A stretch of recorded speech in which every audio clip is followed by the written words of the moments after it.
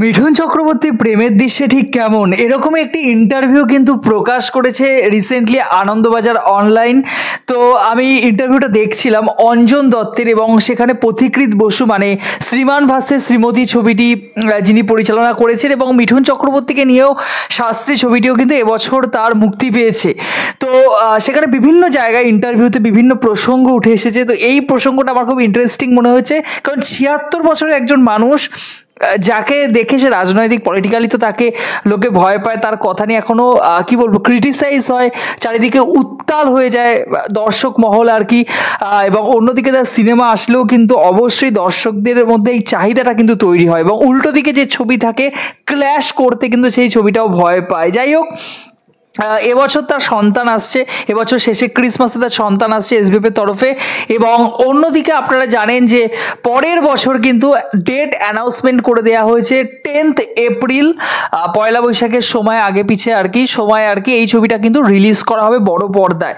এবারে তার আগে আমি এই বিষয়ে ডিটেলস আলোচনা করব, কোন টপিক্সের ওপর ছবিটি তৈরি হচ্ছে সেটা নিয়েও বলবো, এবং তার সাথে তিনটে আপডেটস কিন্তু আপনাদের সাথে আমি শেয়ার করব। তার আগে আপনাদেরকে জানিয়ে রাখি যে একটি নতুন চ্যানেল আমি খুলেছি, আকাশ সাহা। আমি নিচে ডেসক্রিপশন বক্সে লিঙ্ক দিয়ে দিচ্ছি। সেখানে কিন্তু আমি বিভিন্ন রকমের trailer, teaser, Bollywood, Tollywood, Hollywood, আমরা সাউথের কিন্তু তার রিয়াকশন করে চলেছি, আগামী দিনেও করব। তো মিঠুন চক্রবর্তীর সন্তানের ট্রেলারও কিন্তু আমি রিয়াকশন করেছি, তো আপনারা চেক করতে পারেন, এবং চ্যানেলটাকে অবশ্যই সাবস্ক্রাইব করে পাশে থাকবেন।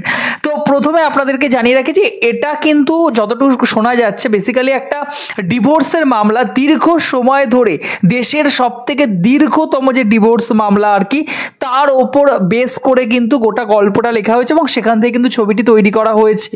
অরিত্র, আপনারা জানেন অরিত্রদা এবং অর্পণ গুপ্ত ডায়লগ লিখেছেন। তো এই যে ছবির ডিভোর্স মামলা আর কি, এখানে বাস্তবিক অর্থে সেই ডিভোর্স মামলাটা চলতে চলতে যে ফ্যামিলি বন্ডিং, যে সম্পর্কের যে একটা স্নিগ্ধ ব্যাপার রয়েছে, সেটাই কিন্তু মানুষের সাথে মানুষের যে একটা ফিল, একটা অনুভূতি, সেটাই কিন্তু শেষ অবধি এই ছবিটা দিতে পারে। এবং পরিচালক নিজে জানিয়েছেন যে কোথাও গিয়ে প্রতীক্ষা, ভালোবাসার আসল মানে তো প্রতীক্ষা, সেই প্রতীক্ষাই কিন্তু আমরা এই ছবির মাধ্যমে একমাত্র তুলে ধরার চেষ্টা করেছি। যে ভালোবাসার মধ্যে প্রতীক্ষা নেই, দীর্ঘকালীন চাহিদা নেই, সে ভালোবাসা কখনো পরিপূর্ণতা পায় না। পরিচালকের এই যে ফিলোসফিক্যাল দিক আমরা বলতে পারি, সেটাই কিন্তু ছবির মধ্যে স্পষ্ট হয়ে উঠেছে। এবারে এই ছবির একটা অবভিয়াসলি একটা বড় পয়েন্ট আমরা পেলাম, যে এখানে ডিভোর্স মামলা যেটা রয়েছে দীর্ঘকালীন ভারতবর্ষের সব থেকে বড় ডিভোর্স মামলা, সেটাকে সেটাকে বেস করেই কিন্তু তৈরি করা হয়েছে গোটা ছবিটা। তো ছবিটা দেখতে কিন্তু খুব মজা আসবে। শ্রীমান ভার্সেস শ্রীমতী ছবিতে প্রেমের দৃশ্যে মিঠুন চক্রবর্তী কিন্তু অদ্ভুত অভিনয় করেছেন। অঞ্জন দত্ত এ ছবিতে অঞ্জনা ম্যামের এক্স হিসাবে কাজ করছেন আর কি। তো সেই ছবিতে মিঠুন চক্রবর্তী নাকি যখন অভিনয় করতে যেতেন আর কি, অঞ্জনা ম্যামের সাথে এখন প্রেমের দৃশ্যপট ছিল, সেই সময় নাকি মানে অঞ্জন দত্ত নিজে জানিয়েছে, অঞ্জন দত্ত নিজে এত বড় মাপের একজন শিল্পী, তিনি জানিয়েছেন তার হাত পা নাকি কেঁপে যেত। এর আগে আমি রজতাভ দত্তের একটা ইন্টারভিউ আপনাদের সামনে শেয়ার করেছিলাম, সেই ভিডিওটি আপনারা অনেকেই দেখেছেন। আমি নিজে ডেসক্রিপশন বক্সে আবারও লিঙ্ক দিয়ে দিচ্ছি, ভিডিওটি চেক করতে পারেন। সেখানেও কিন্তু রজতাভ স্যার বলেছেন যে মিঠুন চক্রবর্তীর অভিনয় দেখে মানে যে সমস্ত ক্যামেরাম্যান থাকে, পরিচালক থাকেন, এবং সেই সেটে যারা উপস্থিত থাকেন, তারা কিন্তু থমকে দাঁড়িয়ে পড়েন। এবং মিঠুন চক্রবর্তীকে আমরা প্রেমের দৃশ্যে যে বিশাল কিছু সবসময় দেখেছি তা কিন্তু নয়, তাকে অ্যাকশন সিনে আমরা বেশি দেখেছি। এই সময়তে দাঁড়িয়ে ৭৬ বছরের একজন বৃদ্ধ কিন্তু যখন প্রেমের দৃশ্যপটে অভিনয় করেন, যখন এক্সপ্রেশন দেন, তখন নাকি তার চোখের দিকে, তার এক্সপ্রেশনের দিকে নাকি শুধু তাকিয়ে থাকতে হয়।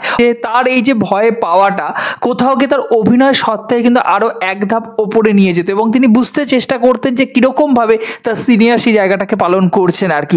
এবার মিঠুন চক্রবর্তীর এই ছবি নিয়ে সত্যি আমি নিজে প্রচণ্ড পরিমাণে এক্সাইটেড, এবং এর যে টিজার নয়, একটা পোস্টার রিলিজ করা হয়েছে আর কি, সেই পোস্টারটাও কিন্তু খুব ইন্টারেস্টিং।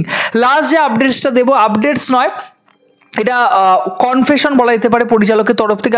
আমরা আগেই আলোচনা করেছিলাম যে শাস্ত্রী ছবিটা সেরকমভাবে দর্শক মহলে প্রচার হয়তো ফেলতে পারেনি, যারা ছবিটা দেখেছেন সবাই পজিটিভ রিভিউ দিয়েছেন, তবে সেভাবে প্রচার পায়নি ছবিটা, এবং হলে সেভাবে টাঙানো হয়নি ছবিটাকে, হলই দেওয়া হয়নি ছবিটাকে। সেই সম্পর্কে পরিচালক নিজে জানিয়েছেন যে হ্যাঁ, আমাদের প্রচারের ক্ষেত্রে ভুল ছিল, আমাদেরকে পলিটিক্যালি যে কোনোভাবেই হোক না কেন, হয়তো তিনি নিজেই দোষ স্বীকার করেছেন, তারই হয়তো কোথায় হয়তো গাফিলতি ছিল, সেই জন্য হয়তো ছবিটা হল হল পায়নি, সেক্ষেত্রে তিনি জানিয়েছেন পরের ছবির ক্ষেত্রে কিন্তু সেটা একদমই হবে না, তিনি অনেক আগে থেকে ছবিটি প্রচার করবেন। আমরা দেখতেও পাচ্ছি ছবিটি কিন্তু প্রচার চলছে।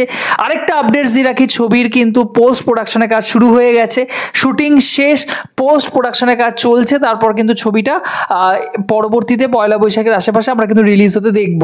তো এই ছবির ক্ষেত্রে তিনি জানিয়েছেন অনেক আগের থেকে তিনি প্রচার করছেন, দর্শক মহলে এক্সাইটমেন্টটা তিনি ক্রিয়েট করতে চান এবং অবশ্যই এর আগে যে ভুলগুলো, যে ভুল ভ্রান্তিগুলো ছিল শাস্ত্রীর সময় প্রচারের ক্ষেত্রে বা ছবিটা রিলিজের ক্ষেত্রে, সেগুলো কিন্তু তিনি শুধরে নিয়ে নতুনভাবে দর্শকদের সামনে ছবিটিকে প্রেজেন্ট করতে চান এবং তিনি মনে করেন যে এই ছবিটির মাধ্যমে কিন্তু দর্শকরা যেরকম একটা সোশ্যাল মেসেজ পাবে, মিঠুন চক্রবর্তী এবং অন্যান্য যে সমস্ত ক্যারেক্টার রয়েছে, আপনাদের আগেই জানিয়েছিলাম পরমব্রত মধুমিতার মধ্যে একটা রিলেশনশিপ রয়েছে, রোশনি এবং অন্যদিকে সত্যম ভট্টাচার্য, দুজনকে আমরা মিঠুন চক্রবর্তী এবং অঞ্জনা ম্যামের পুরনো কালে আর কি বলা যেতে পারে তার কলেজ বেলার জীবনের চরিত্রে দেখতে পারবো এখানে সিনেমায়, এবং আরও অনেক কাস্ট এখানে রাখা হয়েছে। তো প্রত্যেকের চরিত্র নিয়ে কিন্তু আমি দারুণভাবে এক্সাইটেড হয়ে রয়েছি। অঞ্জন দত্ত নিজে রয়েছেন, অঞ্জনা ম্যাম রয়েছেন এবং মিঠুন চক্রবর্তী, যার নামে কিন্তু ছবিটি দেখতে লোকে হলে যাবে। আপনাদের কি মতামত অবশ্যই কমেন্ট বক্সে জানিয়ে যাবেন। আপনারা শ্রীমান ভার্সেস শ্রীমতী ছবির জন্য কতটা এক্সাইটেড এবং এরকম ধরনের ইনফরমেটিভ ভিডিও পেতে চ্যানেলটিকে সাবস্ক্রাইব করে পাশে থাকবেন বন্ধুরা। এবং হ্যাঁ, ডিসক্রিপশন বক্সে লিঙ্ক দেওয়া রইল, অবশ্যই আকাশা চ্যানেলটাকে কিন্তু ভিজিট করতে ভুলবেন না। জয় হিন্দ।